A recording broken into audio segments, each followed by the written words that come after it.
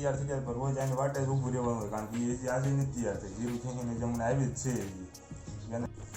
હાલો, જય માતાજી બધાને. તો જો હવે 2 દિવસ લગ્ન કરી આવ્યા છીએ આપણે, અને જો હવે જીરું પાકી ગયું છે, તો હવે મંડવી જીરું ક્યાંવા જો લગ્નમાં છે માંડ્યું છે. લગ્નમાં છે ને 2 દી મજા કરી, એટલે આજ તો બહુ વાંધો પડતો છે ને જીરું ક્યાં જીરું ક્યાંવાનું ઉકાળતું નથી આજ તો. એમાં જીરું પણ એવું છે ઝીણું એટલે હરખું ખ્યાહાતું નથી. અને 2 દિવસ લગ્ન કર્યા, બહુ મજા કરી, એટલે હવે જીરું ખ્યાવાની કઈ મજા આવે નહીં આજનો દિવસ. હજી પણ વાંધો નહીં આવે. આજ પણ હતા લગ્નમાં જવાનું છે, ઘડીક જીરું ખેંચી લેવી, પછી 10 વાગે જવાનું છે લગ્નમાં, એટલે એના અરખમાં ખેંચવા માંડવી. એમને તોય પણ વાંધો જ પડે ને 2 દી, કારણ કે હાવ રખડ્યા હોય ને હવે સીધું અહીંયા પડામાં કામ કરવાનું થાય એટલે મજા ન આવે. એવો વાંધો તો પડે જ. પાછળ જો જારે મસ્ત થઈ ગઈ છે. આપણે જો ભૌતિકભાઈ આવી ગયા છે પડામાં, અને એ ઉપાડે છે તારમાં નાસ્તો. કા હું ખાસ હે સેવ મમરા ખાય છે. હેલો દોસ્તો, ગુડ મોર્નિંગ. હું તમને એક સરસ મજાની ગીત સંભળાવું છું, તમે બધા સાંભળજો. आलू बेटा कहाँ गए थे, जंगल की झुपड़ी में सो रहे थे, जंगल में लाख मारी तो रो रहे थे, मम्मी ने प्यार किया हंस रहे थे, पापा ने पैसे दिए तो नाच रहे थे. આવું ગીત આવડે છે તને? હે સરસ ગયું. કોને શીખવાડ્યું? કોઈએ નહીં. તો એકલા ના આવડે. એકલા ને આવડી ગયું. સરસ. જો હવે 10 વાગવા આવી ગયા છે, એટલે આપણે ઘરે વ્યા જવી, કારણ કે ચિરાગને ભણવા જવાનો ટાઈમ થઈ ગયો છે. તો ચિરાગને આજ મૂકવા જવાનું છે નિશાળે, કારણ કે એ તે 2-3 દિવસથી નિશાળે નથી ગયો બરોબર. તો આજ નિશાળે જવું પડે નહીં તે, તો એટલે આપણે હવે એને નિશાળે મૂકવા જવી છીએ, અને ભૌતિક ને મેં 2 હાલ્યા જવી છીએ ઘરે. તો હવે જો આપણે ચિરાગને ભણવા મૂકી આવ્યા છીએ, અને વાગી ગયા છે 10:30-11 જેવો ટાઈમ થઈ ગયો છે. આપણે જવાનું છે જમવા, તો આપણે જમવા જવા માટે તૈયાર થઈ ગયા છીએ, કારણ કે આજ તો ગામમાં જમવા જવાનું છે, બહાર ગામ જવાનું નથી, એટલે કાંઈ એવું ટેન્શન હતું નહીં કે વહેલા જવું પડે બરોબર. તો હવે આપણે તૈયાર થઈ ગયા છીએ, હવે જાવી જમવા, અને એ શું કરે છે એ તમને બતાવું. જો આપણે તૈયાર થઈ જાય તો રોજ આની વાટે જ ઊભું રહેવાનું હોય, કારણ કે એ આજે નથી તૈયાર થઈ. જીરું ખેંચીને જમણે આવી જ છે. એને તૈયાર થઈ જાય 5 મિનિટની વાર લાગશે, થઈ જશે. હા, એનો અવાજ પાછો હાલતો નહીં. શું જમવા ગઈ હતી ને, રોજ જમવા જાય છે ને 7-8 દિવસથી. હજી જવાનું 7-8 દિવસ રોજ. હા, રોજ જમવા જવાનું છે હજી અઠવાડિયું, એક જ ધારું. 10 દિવસના લગ્ન છે, એક જ ધારા. તો ફટાફટ તૈયાર થાય ને એમ તને કેટલી વખત કહેવાનું હોય રોજ ને રોજ. એની વાટે આપણે કલાક ઊભું રહેવું પડે. બોલો.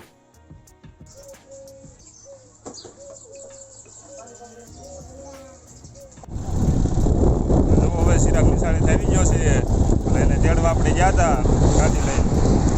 તેડી વાડી હાલે જ કાં ચિરાગ? હવે જો ચિરાગભાઈ નિશાળે આવી ગયા છે, ઘરે પૂજી ગયા છે, અને એનું દફતર ખોલીને ઊભા છે, લેસન બતાવે છે હું લેસનમાં કર્યું. ને ઓલી બાજુ છે વાસીદું કાઢવાનું કામ ચાલુ છે. આજે જો હું નિશાળેથી છૂટીને આવી જશો, મેં શા પંતા લખ્યા છે. આ જુઓ બધા. શું લખ્યું છે? એ શું લખેલું છે? ઈ વાળો કક્કો બારક્ષરી લખી છે ચિરાગે. જુઓ, અને આ શબ્દ શબ્દ લખેલા છે, ને બારક્ષરી લખી એવું લખ્યું ને 4 પેજ. નિશાળે ટિફિન આજ ખાધું નથી. કા એને નકરો ભાગ જ ખાવું હોય, ટિફિન તો ખાવું ભાવતું નથી બિચારાને. તો જો હવે આપણે આવ્યા છીએ બગીચામાં આંટો મારવા, કારણ કે આપણે તમે અગાઉનો વિડીયો જોયો છે, તો એમાં તમને ખ્યાલ જ હશે કે આપણે મેથી વાવી હતી, અને રીંગણી, ટમેટી, મરચી ને એવું બધું વાવ્યું હતું. ત્યારે આપણે ઘેરો ખોદીને દેશી ખાતર નાખીને બરોબર. તો આપણે જોવા માટે આવ્યા હતા કે મેથીને એવું કેવું થયું છે, તો હાલો જોઈ લેવી. જો મેથી રહી આવી મેથી થઈ ગઈ છે, ભાજી થાય એવી બની ગઈ છે. ભજીયા કે ભાજી આપણે જે બનાવવું હોય બને એવી મેથી થઈ ગઈ સારી એવી. તો આ મેથીનું કામકાજ રેડી થઈ ગયું છે. રીંગણી ટમેટી પણ ઉજી ગઈ છે. જો અહીં પાછળ તમને દેખાતી છે રીંગણી, ટમેટી, મરચી બધું આપણે વાવેલું છે. તો આ વાવવા પાછળનું કારણ એક જ છે કે રાસાયણિક ખાતર અને રાસાયણિક દવા વગરનું આપણને આમાંથી ખાવાનું મળી રહે. અને વેચાતું લેવી તેમાં દવાઓનો છંટકાવ અત્યારે બહુ કરેલો આવે છે. અને એનાથી મેન એક વસ્તુ જ થાય છે કે કેન્સર જે અત્યારે વધતું પ્રમાણ છે કેન્સરનું, એમાં રાસાયણિક દવા અને ખાતર 80% ભાગ ભજવે છે. તો આપણે એટલે ઘરે થોડું ઘણું આ રીતના બકાલું વાવ્યું છે શાકભાજી, જેનાથી આપણે ઘરનું ખાવાનું રેડી રહે એમ. ને જો અહીંયા ઉપર કેળાની લૂમ આવેલી છે મોટી જબરી, અને કેદુની આવી છે, હજી પાક્યા નથી એકે કેળા એમાં. અને આપણે વાટે છે પાકે એટલે ઘરના કેળા ખાવાના છે. તો આવજો તમે બધા પણ કેળા ખાવા. અને 100% આમ ઓર્ગેનિક કહેવાય ને એવા છે, કારણ કે અહીંયા આપણે કાંઈ દવા કે ખાતર તો આમાં નાખતા નથી રાસાયણિક, એ સારા રહે ખાવા માટે તે. ને હવે પાકે એટલી વાર છે. તો હવે આજનો વિડીયો અહીંયા આપણે મિત્રો પૂરો કરવી છે. તો આ વિડીયોમાંથી એક જ વસ્તુ તમારે શીખવાની હતી આજ, કે આપણે જે અત્યારે તમે બજારમાંથી જે વસ્તુ પણ લાવો, શાકભાજી લાવો, ફ્રૂટ લાવો કે દૂધ લાવો, એમાં બધે તમને કાંક ને કાંક ભેળસેળવાળું મળતું હોય છે, બરાબર. તો તમે ગામડામાં રહ્યો અને ગામડામાંથી અથવા તો ગામમાં ગમે તમારા પરિવારના કોઈ રહેતા હોય ત્યાંથી તમને શુદ્ધ ખાવાનું મળી રહેશે. તો એનો કોન્ટેક કરીને એવી વસ્તુ ખાવાનો જ આગ્રહ રાખો.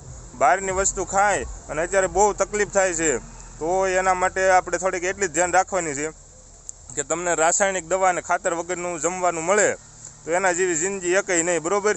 પછી પાછલી જિંદગીમાં પછતાવું એનાથી અત્યારથી જ ચેતી જાવ. તો આજે વિડીયો પૂરો કરવી. વિડીયો પસંદ આવ્યો હોય તો વિડીયોને લાઇક કરી દો, અને ચેનલ પર નવા હોય તો ચેનલને સબસ્ક્રાઈબ કરી દીધો. અને મળીએ એક નવા વિડીયોમાં.